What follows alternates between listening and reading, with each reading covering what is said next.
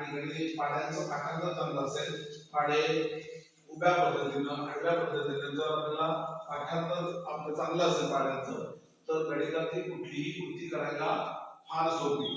आणि म्हणून आज आपल्याला की जी पद्धत तुम्ही फार अवलंबलेली नाही अशी पाड्याची आडवी पद्धत, पाडे आडव्या पद्धतीने कसे म्हणायचे याचं प्रत्यक्ष किंवा प्रात्यक्षिक परी आणि मोदी या दोघी दाखवणार आहेत. त्या पुढे म्हणतील, तुम्ही त्यांच्या मागून म्हणायचे. स्टार्ट. 11 × 11